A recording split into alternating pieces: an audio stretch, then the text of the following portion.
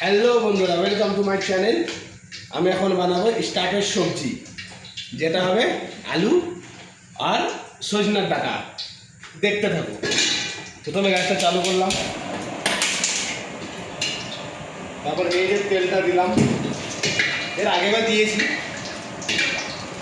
একটু গরম হবে।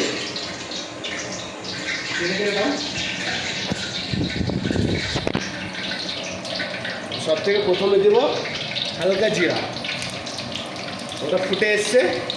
এবার দিব অনিয়ন, দেখো পেঁয়াজ।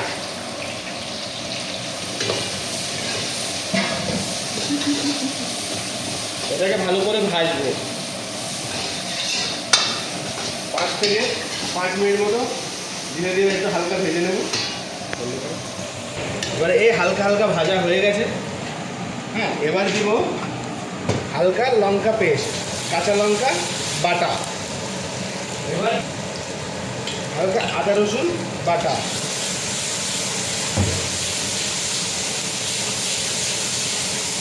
এটা হালকা করে কড়া করে ভেজে দেবো 1 থেকে 1.5 মিনিট। হ্যাঁ, এটা হলো ছেলেদের রান্না। ঘরে আপনারাও ট্রাই করতে পারেন, কোনো অসুবিধা নেই, কিন্তু মজাদার হবে, সুন্দর টেস্ট হবে। এবার দিব আমি যে ডাটার আলুগুলো ধুয়ে রেখেছিলাম, সেগুলো এরকম তুলে দেবো।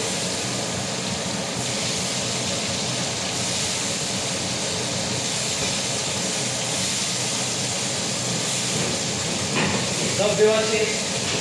এবার এটাকে ঝিলিয়ে দেবো। এবার নাড়তে হবে। হ্যাঁ,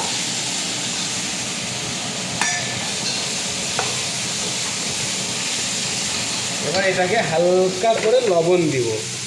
এটা লবণ, ঠিক আছে।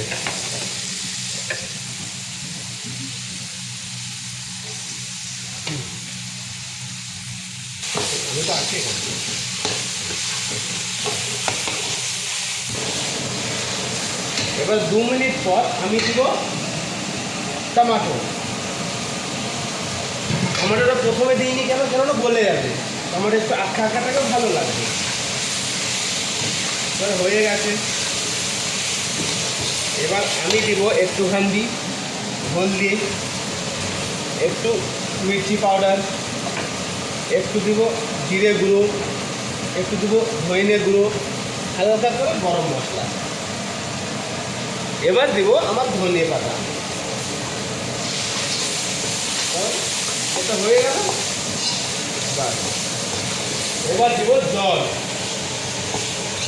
একটু 2 মিনিট মশলাটা কষে নিই, হালকা ভাজা ভাজা হয়ে গেলে এবার জল দিব। কি সুন্দর লাগছে না? একদম খাসির মাংসের মতো বন্ধুরা, একদম খাসির মাংসের মতো লাগছে, কিন্তু এটা খাসি নয়।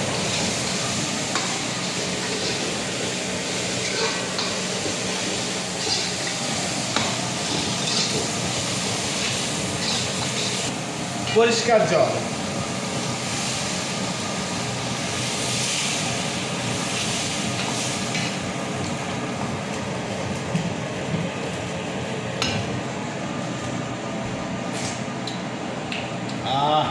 অসাধারণ।